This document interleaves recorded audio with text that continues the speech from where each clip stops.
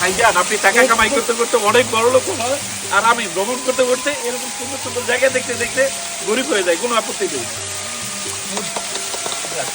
আমার আজকের ভ্রমণ যাত্রাটি শুরু হচ্ছে পূর্বাচলের 300 ফিট থেকে। আমার আজকের উদ্দেশ্য থানচি থেকে রেমাক্রি যাওয়ার পথে যতগুলো পর্যটন এরিয়া আছে তার প্রত্যেকটি দেখানো। ঢাকা থেকে বান্দরবনের দূরত্ব 320 কিলোমিটার, বান্দরবন থেকে থানচির দূরত্ব 45 কিলোমিটার। আর আপনারা যারা ঢাকা থেকে বাসে যেতে চান সেই ক্ষেত্রে নন এসি 900 থেকে 1000, এসি 1300 থেকে 1400 টাকা লাগবে, সরাসরি বান্দরবন চলে যেতে পারবেন। আমার অবস্থান এখন বান্দরবনের ধনেশ চত্বরে, আর এখানে স্থানীয় বাস মালিক সমিতির একটি ভাড়ার চার্ট নির্ধারণ করা আছে। আর আপনারা চাইলে চকরিয়া দিয়েও আলীকদম হয়ে সরাসরি থানচি চলে আসতে পারবেন। আর বান্দরবন থেকে থানচি যাওয়ার পথে এরকম সুন্দর সুন্দর জায়গায় দাঁড়াতে কখনোই মিস করবেন না। ফাইনালি চলে আসলাম থানচি, কিন্তু আমার আজকের উদ্দেশ্য থানচি না, আমার আজকের উদ্দেশ্য রেমাক্রি যাওয়া। রেমাক্রি যাওয়ার পথে যতগুলো পর্যটন এরিয়া আছে, তিনদুধ, চিংড়ি ঝর্ণা, বড় পাথর সহ এর আশেপাশে যতগুলো পর্যটন এরিয়া আছে তার প্রত্যেকটি দেখানো ক্ষুদ্র প্রয়াস মাত্র। সো দেখতে থাকুন। আচ্ছা ভাই, আমরা কোন কোন স্পট ঘুরে দেখবো? আমরা যাবো হচ্ছে আজকে এখান থেকে তিনদুমুখ যাবো, তিনদুমুখ থেকে আপনার বড় পাথর থেকে যাবো আপনার বাগিরমুখ থেকে রেমাক্রি ফলস দেখে ওখানে স্টে করবো আর কি রাতে। আজকে রাতটা? হ্যাঁ, কালকে সকালে চলে আসবো আর কি। প্রকৃতির অপরূপ সৌন্দর্য নিয়ে মাথা উঁচু করে দাঁড়িয়ে আছে এই বান্দরবনের থানচি উপজেলা। আমার চোখে দেখা বাংলাদেশের সবচেয়ে সুন্দরতম জায়গা এটি। তবে এইখানে আসতে গেলে অবশ্যই আপনাকে থানচি এসে বিজিবির পারমিশন নিয়ে তারপরেই আসতে হবে। পাহাড়ের বুক চিরে এঁকে বেঁকে চলেছে এই সাঙ্গু নদী, আর থান থেকে থানচি শব্দের উৎপত্তি। এটি বাংলাদেশের সর্বপূর্বের উপজেলা। সাঙ্গু নদী এবং এর দুই পাশের সৌন্দর্য সত্যিই মনে রাখার মতো। তবে নৌকা ভাড়া করার আগে অবশ্যই যাচাই করে নেবেন। আমরা একদিনের জন্য এই নৌকাটি ভাড়া করি 6000 টাকা দিয়ে। একদিন বলতে এক রাত আপনি ওখানে থাকতে পারবেন, তারপরের দিন আপনাকে নিয়ে আসবে। থানচি থেকে রেমাক্রি যাওয়ার পথে এটাই সেই বড় পাথর। এইখানে সুন্দর একটা মুহূর্ত উপভোগ করতে পারবেন।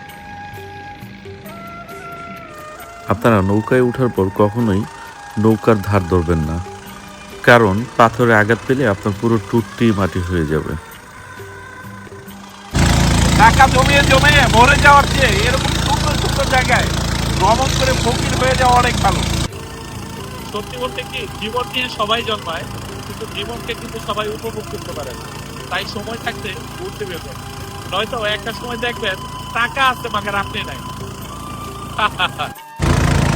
প্রকৃতি যেখানে যতটা সুন্দর, জীবন ঠিক ওই জায়গাটা কিন্তু ততটাই কঠিন। এই এলাকাতেও মানুষ বাস করে, মানে কিভাবে বাস করে আমি বুঝি না। পানি পথ ছাড়া অন্য কোনো রাস্তা নাই, জাস্ট পাহাড় আর পাহাড়। রেমাক্রি বাজারে এসে আমরা এই ঝুমকোটা ভাড়া করি। এখানে আপনারা থাকতে গেলে একটা রুমের জন্য 1000 টাকা খরচ করতে হবে, 5 থেকে 6 জন থাকতে পারবেন। আর এখান থেকে সাঙ্গু নদীর সুন্দর একটা ভিউ উপভোগ করতে পারবেন, সেটা দেখতে পাচ্ছেন।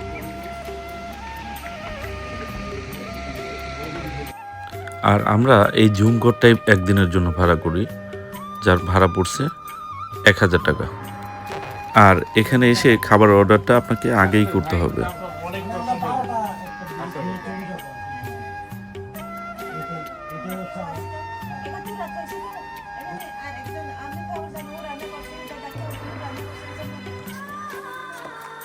জীবনের অসাধারণ মুহূর্তগুলা কখনো পরিকল্পনা করে আসে না, হঠাৎ করে চলে আসে।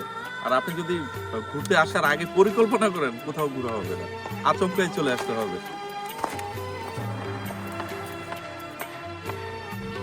রেমাক্রি এসে এখানকার পাহাড়ি জনগোষ্ঠী যারা আছে, আপনি তাদের পাড়া সুন্দরভাবে ঘুরে দেখতে পারবেন।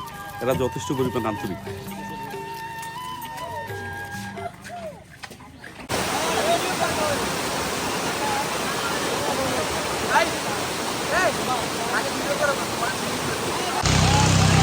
আমার অবস্থান এখন রেমাক্রি ফলস।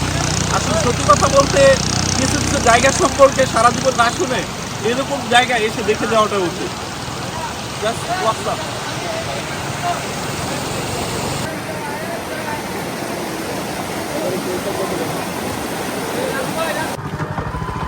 এর আগে নিচে পড় এখন এখন এই যে টার্নিংটা বুঝবে না সামনে দেখে গেলে গাড়ি ও সাইডে কেউ হাত দিচ্ছে এটা পুরোটা ভিডিও করো বুঝলা আমার এদিকে তো ভালোই আর কাছে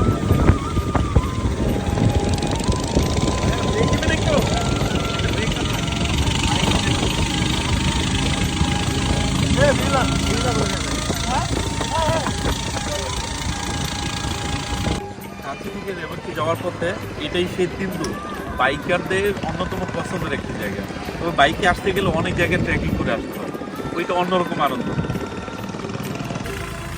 আল্লাহ কতটা সুন্দর করে পৃথিবীটা সাজিয়েছে, আপনি স্বচক্ষে না দেখলে কখনোই বুঝতে পারবেন না। অন্যতম প্রধান আকর্ষণ এই চিংড়ি ঝর্ণা যেটা দেখতে পাচ্ছেন। তবে এইখানে আসতে গেলে আপনাকে খুব বেশি ট্রেকিং করতে হবে না, সর্বোচ্চ 1 মিনিট হেঁটে আসলেই এরকম সুন্দর দৃশ্য উপভোগ করতে পারবেন।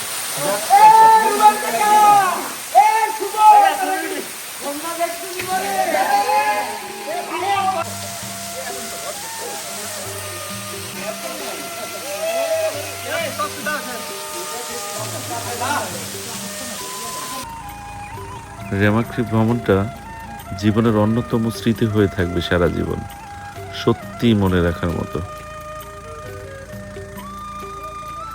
সে পর্যন্ত ভালো থাকবেন সবাই, দেখা হবে আমার নতুন কোনো জায়গায় নতুন কোনো রাস্তা ইনশাআল্লাহ। আসসালামু আলাইকুম।